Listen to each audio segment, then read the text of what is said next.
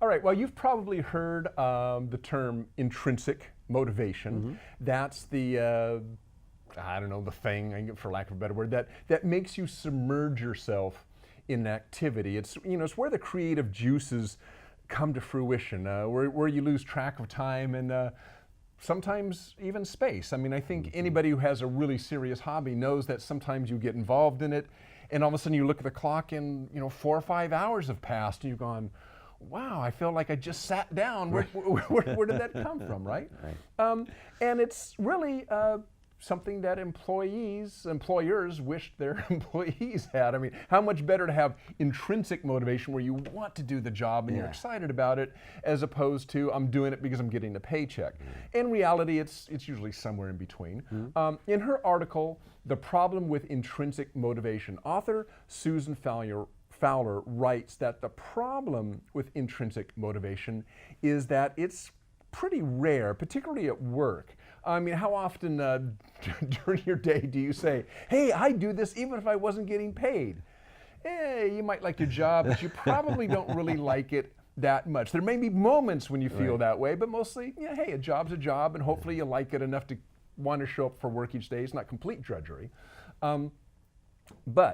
And yet, as employees who have to work, work for a living, wouldn't it be nice to enjoy your work for your work's sake? I mean, even though you are being paid for it, wouldn't it be nice that you enjoyed your time at work? Well, Fowler has 5 suggestions to kind of get this intrinsic motivation kind of worked into your work life.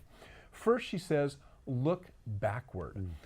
What have you always loved to do for the simple enjoyment of doing it, asked Fowler. I mean, even if you don't know why you enjoy it, can you identify at least one activity that you loved as a child or a teen or at some point in your past that you still make time to do today as an adult? Next, this is weird, be bored. And what she means by that is don't try to fill every minute of your life, of your waking life, with activity.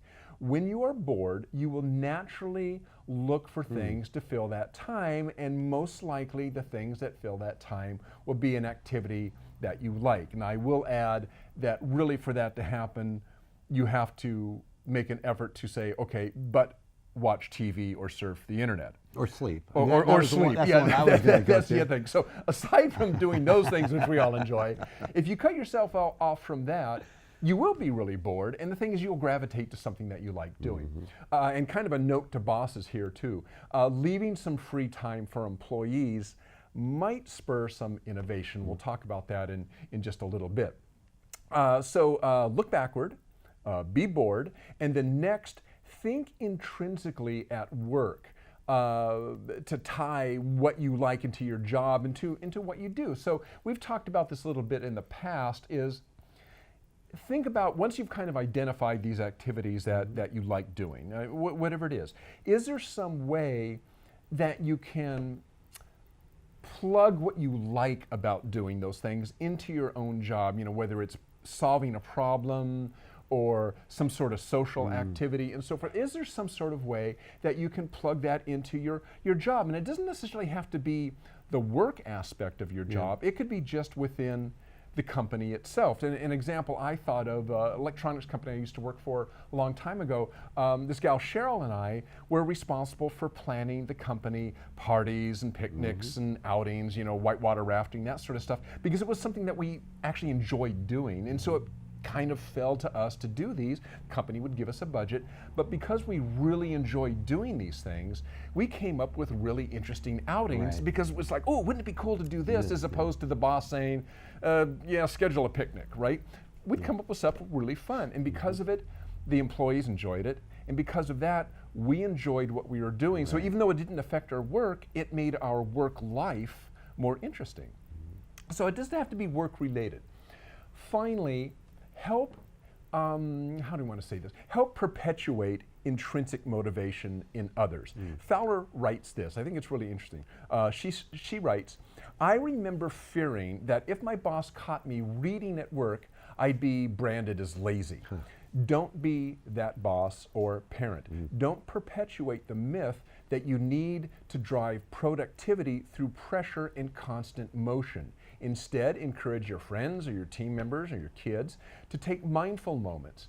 Talk to them about their work, school, and personal interests. Helping someone discover their intrinsic motivation is a lifelong gift. Now, this gets back to, from the work standpoint, this gets back to something I mentioned earlier, is kind of a note to bosses. It's a natural thing. We all understand where it comes from, but it's kind of a natural thing for bosses, the higher-ups, to freak out when they see employees or a group of employees or a team that seems to be on idle for a little bit. It's like, oh, they ran out of work. Well, quick, we gotta find something for them to do. They can't just be doing nothing, right?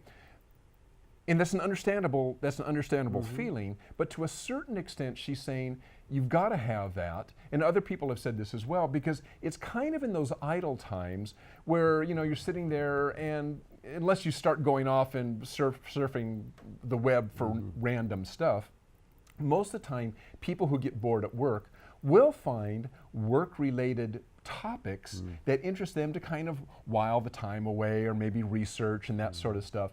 So, and I know that was true of me on almost every job I've had, is like during idle times, my mind would be working about, well, how do I solve this problem over here that's been bugging me? I mean, yeah, it's not necessarily directly tied to my job, but if I could get this thing fixed, it would make my day a little bit easier, right? Well, that's an important thing. And so to a certain extent, you've got to allow your employees some time to kind of generate their own ideas, and don't freak out so much if they have a little bit of free time. A lot of free time probably points to a problem in scheduling, but a little bit of free time is probably worth it. Yeah, and it's this whole outside in or inside out thing. I mean, if you try to force it from the outside, it's just not going to be as holistic. It's not going to be as effective, because people find their own ideas, they find their own ways to do things.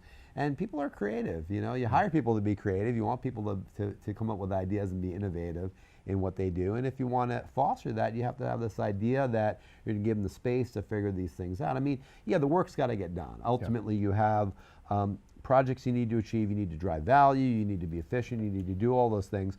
But there's many times there's ways to do that you as a manager may not really know all that well. You're not as close to the knitting many times. Even if you started at that job, even if you're managing line workers, maybe you were a line worker at one point, but you're not one now.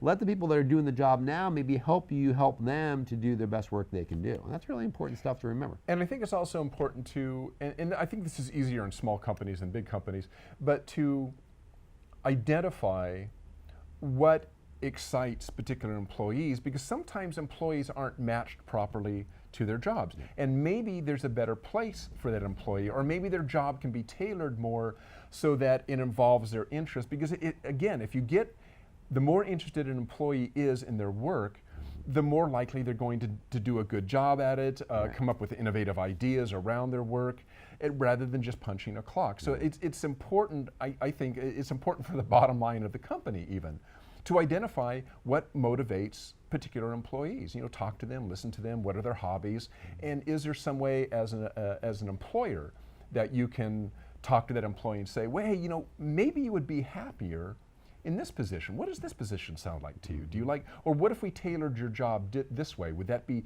helpful for you? Would that be more exciting? Or whatever is, I think, be more interactive as an employer, not just dole out the job, here's your job, see ya, be sure you put in your 40 hours. Right? And what you're talking about is really the art of communication, because it's not just saying as a boss, hey, I'm the boss, do it this way. It's the art of communication of really teasing out answers from people and helping them to find themselves the path that might be best for them and for the company too. But you have to communicate to do that. And that's not a skill that's all that easy. And what Fowler's talking about in this article really is involving around that act of communication, that art of communication that's so important. So good stuff there.